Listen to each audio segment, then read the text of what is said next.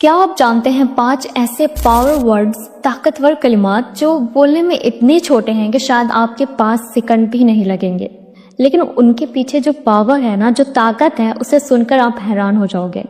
چاہے آپ کو رزق چاہیے، چاہے آپ ڈپریشن میں ہو، انزائٹی ہے، یا آپ کو ایول آئیز یعنی بری نظر اور حسد کا ڈر ہونا، یہ کلمات ایسی شیلڈ یعنی ڈھال ہے جو ہر تیر کو روک دیتے ہیں۔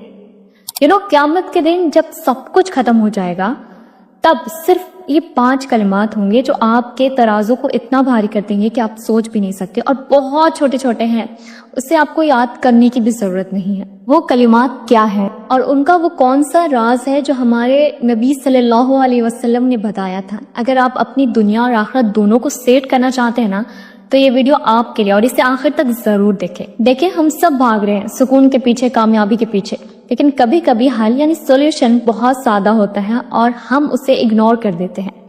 آج میں جن 5 کلمات کی بات کر رہی ہوں وہ یہ ہے: سبحان اللہ یعنی اللہ پاک ہے، الحمدللہ تمام تعریفیں اللہ کے لیے ہے، لا الہ الا اللہ اللہ کے سوا کوئی معبود نہیں، اللہ اکبر اللہ سب سے بڑا ہے، اور 5واں لا حول ولا قوت الا باللہ نیکی کی طاقت اور برائی سے بچنے کی ہمت صرف اللہ کی طرف سے ہے۔ سبحان اللہ، الحمدللہ، لا الہ الا اللہ، اللہ اکبر اور لا حول ولا قوت الا باللہ، یہ سننے میں بہت عام لگتے ہیں، ہم بچپن سے سن رہے ہیں، لیکن ان کی سائنس اور ان کا جو پاور ہے نا، ہم نے آج تک صحیح سے سمجھا ہی نہیں۔ میں آپ کو ایک بہت زبردست حدیث سناتی ہوں۔ ایک بار ہمارے نبی صلی اللہ علیہ وسلم سفر میں تھے، مکہ کے راستے میں ایک پہاڑ کے پاس سے گزرے جس کا نام تھا شاید جمدان۔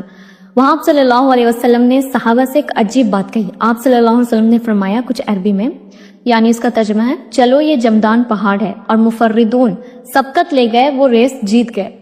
صحابہ کرام حیران ہو گئے، انہوں نے پوچھا یا رسول اللہ، یہ مفردون کون ہیں؟ کیا یہ وہ ہیں جو بہت تیز بھاگتے ہیں یا جن کے پاس بہت پیسہ ہے؟ تو آپ صلی اللہ علیہ وسلم نے اتنا خوبصورت جواب دیا، فرمایا مفردون وہ مرد اور عورتیں ہیں جو اللہ کا کثرت سے ذکر کرتے ہیں۔ صحیح مسلم کی حدیث ہے۔ سوچے ذرا، سبقت لے جانے کا مطلب یہ ہے کہ ریس میں سب سے آگے نکل جانا۔ آج کل ہم سمجھتے ہیں کامیابی کسی اور کو، لیکن اللہ کے نبی نے فرمایا کہ اصل ونر، اصل کامیابی وہ ہے جس کی زبان اللہ کے ذکر سے تر رہے۔ یہ وہ لوگ ہیں جو خاموشی سے اپنا کام کرتے ہیں، لیکن اللہ کے ہاں ان کا رتبہ سب سے اونچا ہوتا ہے۔ اب آتے ہیں اس بات پر کہ یہ ذکر ہمیں بچاتا کیسے ہے۔